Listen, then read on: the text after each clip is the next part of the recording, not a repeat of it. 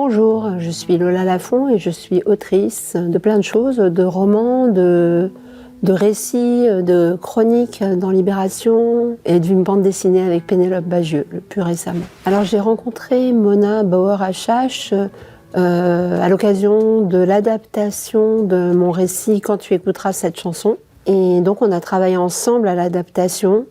Je ne sais pas si c'est un documentaire ou une fiction, et c'est ça qui m'a intéressée dans ce travail, c'est le mélange et la rencontre entre le fait et la fiction. C'est ce que je travaille dans mes romans aussi. Je pense qu'on a beaucoup de choses à se dire avec Mona et qu'on s'en est dit beaucoup au travers des images déjà et puis des textes. On travaille toutes les deux une matière qui est à la fois documentaire et qui est à la fois où on pousse la matière documentaire pour en faire une histoire, des histoires, la nôtre. Donc si c'est la nôtre, c'est aussi celle de tout le monde. Donc je pense que l'échange avec Mona va porter sur ces questions-là, de comment on fait fiction à partir de... Moi, j'aime pas trop dire le réel, mais en tout cas le document, qui est notre réel aussi. Alors, j'ai voulu sélectionner ce film de Jack Garfein pour des raisons très intimes, en réalité, et aussi parce que c'est un grand film, évidemment. Mais il se trouve que c'était un de mes jobs. J'ai été l'assistante de Jack Garfein pendant 4 ans quand il donnait des cours à Paris. J'étais son interprète. Je pense que c'est auprès de Jack que j'ai appris ce que c'était la construction d'un personnage. Ce film est d'une modernité sidérante. On a l'impression que c'est un peu un cliché de dire ça d'un film, mais la façon dont il filme New York, déjà, qui était très rare à l'époque, vraiment comme un documentaire. Et puis surtout, la façon dont il s'empare du sujet des violences sexuelles. Est-ce que c'est un conte? Est-ce que c'est une somme de questionnements? C'est un film qui a multiples interprétations et c'est sans doute ce qui me séduit beaucoup parce que j'aime bien les questions. Carol Baker, ben oui, c'est-à-dire que je trouve que justement dans ce film, elle s'extirpe un petit peu de Baby Doll. Là, dans ce film, elle prend la main, en fait, d'une certaine façon. C'est son histoire à elle. Ce qui est passionnant aussi dans la mise en scène, c'est qu'il y a très peu de dialogue. Il y a beaucoup de corps, il y a beaucoup de ressentis. On voit ce qu'elle traverse, et c'est là où sa performance, pour moi, est vraiment grande. Et je trouve que un film qui traite du viol, de ses conséquences, en fait. Ce qui est vraiment très très fort pour moi, c'est qu'il n'y a aucun moment ce voyeurisme qu'il y a eu dans tellement de films après, où on voit ce qui se passe. On ne voit pas ce qui se passe, en fait. Ce qu'on voit, c'est ce qu'elle est. Ce qu'on voit, c'est ce qu'elle est après. Et les conséquences, alors je ne veux pas trop en dire, mais la façon dont ça influe sur les relations qu'elle a. Et est-ce qu'elle peut sortir de toutes ces prisons, en fait? Je spoil pas. Olga, ça fait presque évidence d'une certaine façon parce que c'est l'histoire d'une jeune gymnaste ukrainienne et puis qu'il y a ce mélange entre sport et politique, entre parcours d'une jeune fille et politique et que vraiment, évidemment, ça me touche beaucoup.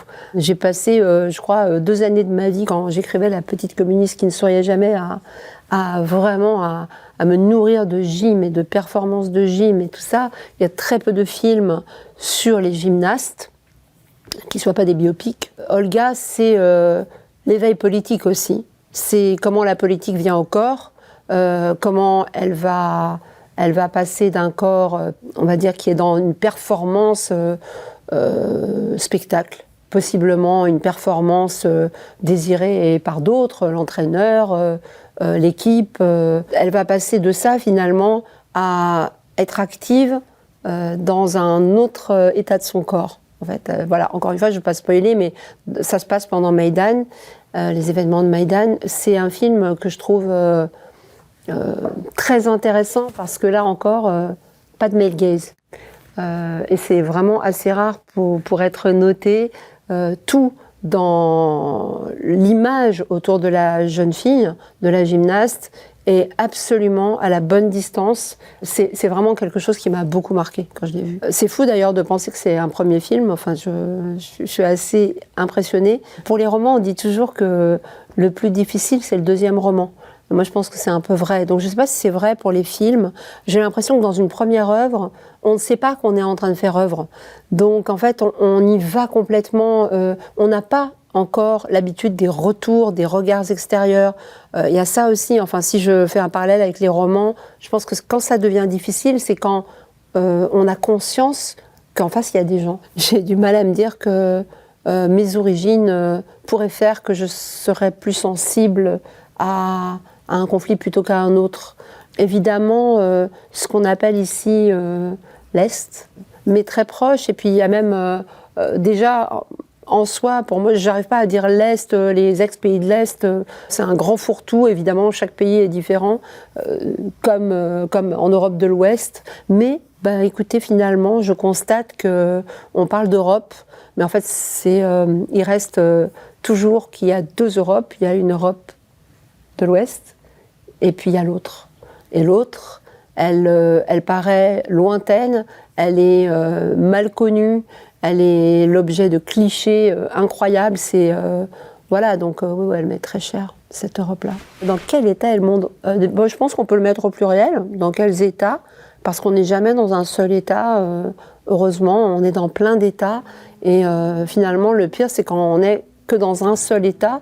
Et alors moi, j'essaye, je me dis qu'on n'a pas vraiment le luxe en ce moment d'être désespéré et de contempler le désespoir.